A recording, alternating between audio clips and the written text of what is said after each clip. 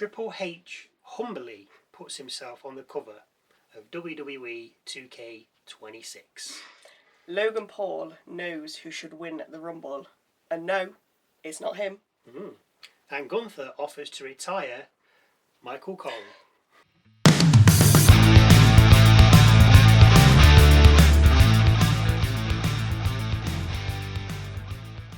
Hello, welcome to Wrestle MSX. I'm Michael. I'm Sally. And we open with AJ Styles. He reiterates that he's retiring this year and then says he'd like to be world champion one more time. He admits that Gunther is good but isn't phenomenal. Styles then gets interrupted by CM Punk. Punk asks Styles what he's doing putting his career on the line against Gunther when there's still plenty of gas left in the tank. He adds that you lose on Saturday, then we never get to go one-on-one again. Styles says he can beat Gunther and Punk. Punk again says, but if you lose on Saturday... Styles then proposes that if we fight tonight and I win, and I beat Gunther on Saturday, I become #1 contender for your title. Punk replies that when he became champion, he vowed to be a fighting champion. So if we fight tonight, it's going to be for the belt. Raquel Rodriguez, Roxanne Perez and Liv Morgan head out next to take on Stephanie Vaquer, Rhea Ripley and Io Sky in a 6-woman tag match. Vaquer softens up Morgan for an early Devil's Kiss, but Rodriguez makes a save by booting the champion in the midriff. Sky then kicks out of a cover by Morgan after suffering a code breaker and leg sweep by Perez. Ripley then enters the ring and takes out the whole of JD, but Morgan puts a stop to this with a huge tornado DDT, planting her former stablemate headfirst into the mat. The match then breaks down with everyone getting in the ring, but when the battlefield clears, Ripley hits Riptide on Perez and covers for the 1-2-3. Backstage, we see Finn Bálor thanking CM Punk for last week's match, with Punk then saying if you want to be champ, then maybe you need to ditch Judgment Day, because you can't be champ hanging around with garbage like Dom Mysterio. Win the Rumble and I'll see you in Vegas. He's not winning the Rumble.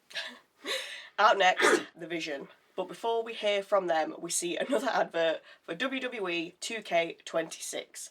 The cover, of course, adorned by Triple H. I mean, who else? Heyman invites Adam Pearce to the ring, but not before showing us Pearce putting his hands on Breakker from 2 weeks ago, and then supposedly setting up Mysterio and Penta's win last week against The Vision by placing some brass knuckles on the apron inadvertently for Rey to then use and help Penta get the cover. Nice. Pearce... He's part of the LWO, Pearce is. Pearce apologises to Breakker and vows it won't happen again. He then adds he's lifted Breakker's suspension and that he's in the Royal Rumble, as well as the rest of the Vision. He then assumes Theory wants redemption after last week, so offers it to him with a match against Rey Mysterio. Rey then heads out with Penta and Dragon Lee in tow. So, Rey Mysterio versus Austin Theory, with both men having their full complement of wingmen at ringside. Austin bullies Mysterio and tries to remove his mask, with the fight then heading outside as we break. Theory picks up 2 after ataxia, with the fight then heading back outside again. Penta, Dragon Lee, Logan Paul and Bronson Reed all then get involved, with Theory and Rey then heading back into the ring. As Rey ducks through the ropes though, he's caught by Theory with a stomp, who then covers and picks up the win. After the match, the Vision decimates the LWO, with Penta taking 2 spears and the tsunami. Absolutely destroyed them. We have a vignette from Natalya next saying she made Maxine Dupree and that she failed. Not herself, but Natalya. Natalya finishes by saying that when she's done with Maxine, she's coming for it all. Watch out, Becky Lynch. Backstage, Raquel Rodriguez and Stephanie Kerr go at it, with backstage hands having to break them apart. We then learn that Roman Reigns has declared for the Royal Rumble. We have a sit-down interview between Michael Cole and Gunther next. Gunther pretty much wants to clear the locker room of the old-timers and even offers to end Cole's career as he fits into that category. He won't though, as he wants to hear Cole call the match on Saturday and hear him say that the career of AJ Styles is over. He is cold, and I do like him. We then see Finn Bálor declare himself in the Royal Rumble to Pearce, but Pearce says it's full. I don't think I've ever heard anybody say it's full. No. You just go up to him and like, I'm in the Rumble, he's like, okay. Balor walks off and then comes across Liv Morgan, who tells him not to buy what Punk's selling him about leaving the Judgment Day, as they're his family. Balor says he needs to figure it out and then walks off. So I think he's probably going to be done. Yeah. Which is fine, because he was a bit of a stick in the mud when it came to Judgment Day. He's boring. No, he's not. Okay. Anyway, next up, a fatal four-way to determine a number one contender for the tag team titles between the Creeds, Alpha Academy, the New Day, and Los Americanos. Jey Uso is at ringside. The Creeds take everybody out just before the break, but we come back to Kingston covering Tozawa for 2. Of course, we get the Caterpillar, with everyone then ganging up on Otis to remove him from the ring. Waller then gets involved, but Jey soon deals with him by super kicking him over the crowd barrier. Back in the ring, Tozawa lands a senton to Julius and then covers for the victory. Unbelievable. Who'd have thought Alpha Academy? No. Probably the New Day. Yeah. Maybe the Creeds. Maybe the Creeds at a push. Yeah. But, No. yeah, very surprised. Good. Backstage, Jackie Redmond interviews Becky Lynch, with Lynch recognising that Natalya is coming for her title. Lynch says that's impossible unless Natalya wins the Royal Rumble, which doesn't make sense. Becky, you've only got the Intercontinental title, not the World title. Why would she want that if she wins the Rumble? She said it as clear as day. I had to rewind it and hear it a few more times, but she definitely says she's going to win the Rumble, Natalya, and then she's going to come for Becky. Why? You've only got the Intercontinental. Nobody's bothered about that. Lynch then declares herself in the Rumble and vows to win it. Kairi Sane then appears and tells Lynch she won't win because no one's ready for Asuka. Lynch says she is, and then tells Sane to tell Asuka. Sane's about to repeat what Lynch said, but Asuka shouts, as usual, and then tells Lynch she'll see her in the Royal Rumble. Maybe we could get Balor in the women's. Maybe, yeah. It seems like there's room. Backstage, we see Javon Evans wishing Styles luck in his match later. As we then cut to Stephanie Vaquer telling Adam Pearce that she wants Rodriguez, but not in a match, a fight.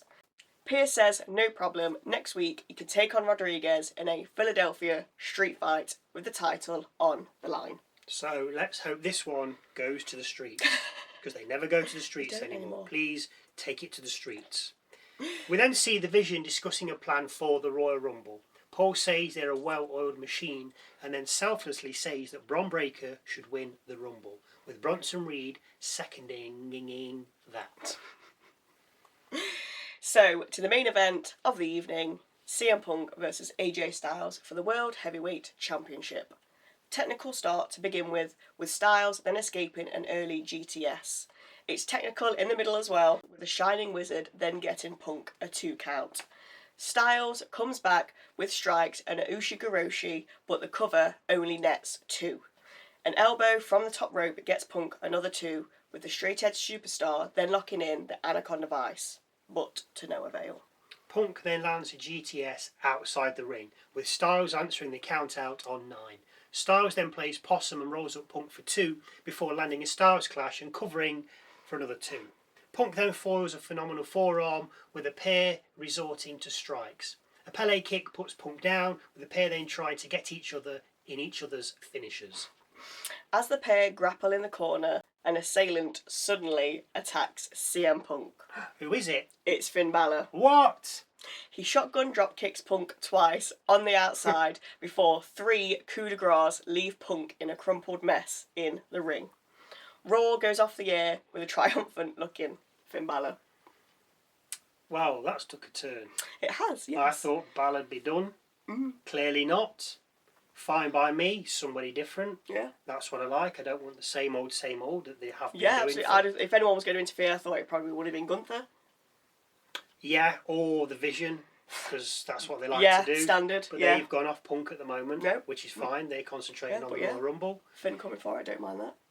Yeah, I mean, now that makes me think, okay, Styles will beat Gunther on Saturday, and then this will go to I like a fatal 4-way at Mania. Okay. With the winner, I like that. whoever picks the... Or, no, whoever... So let's say somebody from SmackDown wins the Rumble, even though anybody can go for anything. Yeah. They'll pick Cody. No, they won't, because he ain't got the title. They'll pick Drew or Zayn, if he's got the title. Yeah. And then you'll have a 3-way dance with Styles, Balor and Punk at Mania. Yeah. Won't mind that. If you want to agree or not, that's entirely up to you, but you can please leave us a comment below and tell us what you think. Anyway, now for my moment of the night. This could be a match, a line, a look, a promo, something funny, interesting, quirky, different, something that catches my eye. Obviously it has to wait until the end, because if I do it halfway through and it's something that happens at the end, it's kind of a spoiler. So Michael's moment of the night is... Yes, I've had this move before, but I just absolutely love it. The Tornado DDT Morgan planted Ripley with in the 6-women tag match. It was right on the bonce, just literally planted her. It was like Penta's Mexican Destroyer to Theory last week or the week before, when he just like bosh straight in. It's all about the sell. Ripley went with it, and it was sold. It was just brilliant. Absolutely fair. You do love a tornado. Oh, DDT because as well, it's aesthetically pleasing. Yeah. It's the height, it's the elevation, it's the twist, and it's the coming down, and everybody's got to play their little role in it. And it is quite a devastating move. I mean, I think it used to be Jake the Snake's Roberts' finisher. Not a tornado DDT, just a DDT. Yeah, I think so. A finisher as a DDT. Now you get 10 a match. Yeah, easy. It's ridiculous. If you want to agree or have any thoughts or views that you'd like to share with us, please feel free to leave them in that comment section down below. And if you're a Drake the Snake fan, please let us know how them snakes are getting on. Is he let them out of the bag yet? Don't forget to go and Damien, check out... I think it was called Damien. Damien, yeah. Don't forget to go and Show check your out age our... 52. Our Musings video, because a new one drops every Wednesday. Once again, thank you for watching. And we'll see you Wednesday for a look at this past week in WWE, Thursday for Royal Rumble predictions, I love the Royal Rumble. Saturday for SmackDown, and Sunday for our full take on the Royal Rumble. I love the Royal Rumble.